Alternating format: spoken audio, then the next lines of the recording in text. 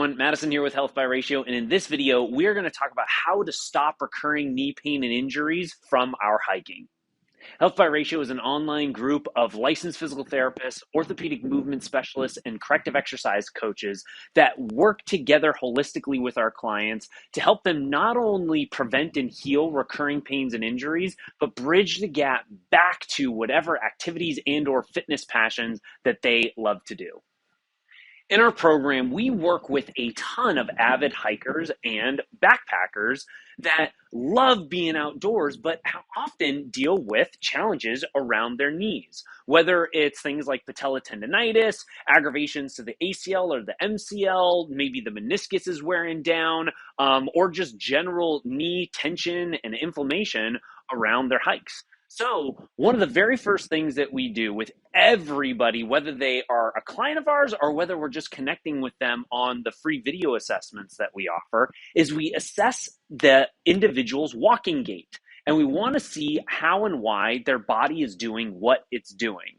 And the most common thing, the number one thing we see with our hikers that have knee challenges is a certain deviation that really impacts how the glutes and the core stabilize us, as well as the ankles. It can cause us to overpronate, but more impactful is what it does to the glute medius and the core stabilizers, and how that creates hip instability that then impacts the knee from above, or from the overpronation, it can impact the knee from below. This deviation is walking on the midline of our body. So in an ideal world, if we drew an imaginary line down the center of our body, when we walk, we want to keep our feet on either side of that line.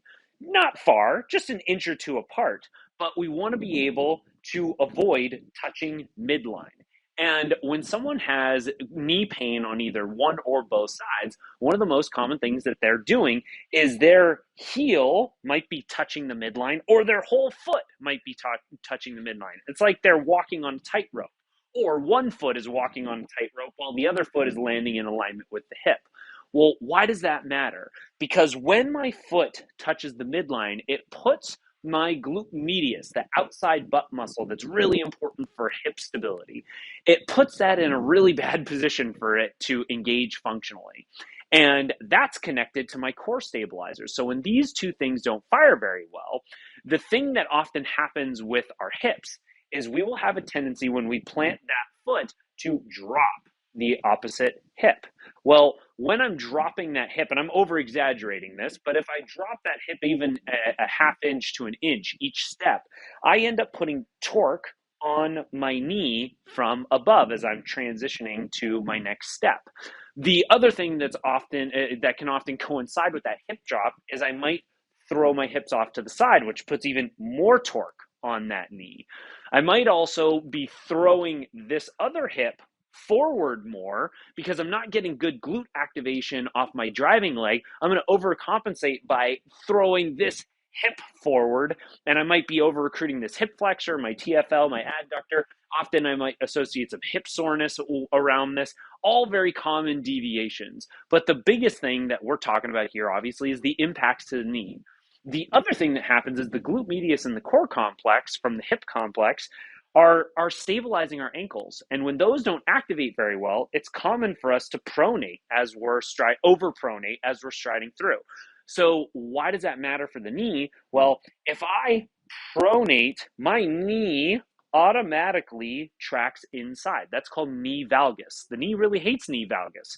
It creates all this grinding into that with each step that I take. It pulls on all the connective tissues and it grinds our meniscus, aka cartilage, down on the knee.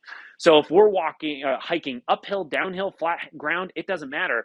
If I'm buckling inward, it's going, and obviously I'm over exaggerating it again. Most people aren't walking that overpronated with that much knee valgus, but the little subtle shift where my feet are turned out and my knee is tracking straight ahead grinds up that knee as I'm hiking. So how do we fix this? Well, the cue that we give our clients first to try to get them to balance out their body better is what we call the line drill. We tell them to imagine a line straight down the center of their body, or even better, is straddle a line along the ground so you actually have a visual.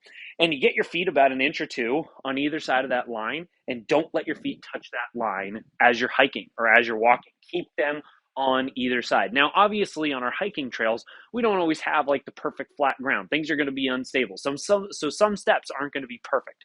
That's okay. You just do your best with trying to be as consistent as possible with keeping your foot on each side of that line. Now, I will say, speaking from experience as somebody who personally, I always was walking midline with my right leg, always turning my foot out and touching that heel. I no longer do that, but initially that was my common deviation. I started doing that as a kid, and I stuck with it until I finally learned to correct it as an adult. But the first time I practiced this line drill, it was really goofy. It felt like I was waddling all over the place. I wasn't, and you won't be unless you have your feet literally super wide. But if you just have your feet on in alignment with each hip, you're not going to be waddling like crazy. It's just going to feel that way because your head might rock a little bit side to side. That's because your glute and core complex haven't quite figured out how to fire proprioceptively. Your central nervous system doesn't know how to engage your glutes and your core yet. Don't worry, it'll happen with practice. Be patient. After you do this a handful of times, it'll start to become more fluid. A little bit of an assistance can be, think about engaging your glute every time you plant that leg. So almost think about you touch your heel to the ground, clench the glute. Then the next heel, clench that glute. Still keeping your foot on either side of that line. That can help transition you a little bit faster to getting used to this. But that little cue of line drill will help you engage your glutes and your core to a point where that knee won't be tracking inward and you won't have that hip drop that creates the torque to the knee from above or below. Let us know how you like the video in the comments below. Feel free to subscribe to our channel and hit the little bell icon so you get future alerts to all the great content that we're putting out. And if you're interested in getting some free one-on-one coaching to have your gait assessed and understand really how and why your body's doing what it's doing, and most importantly, how to fix it and move it back to full range of stable motion, we want to help, and we want to help for free. Feel free to click on the link below this video where you can get access to our calendar, and you'll be able to schedule your first of 2 free coaching calls with our team. The second call being with yours truly, where we're actually going to assess this body and give you a game plan on what you can do to get to your goals.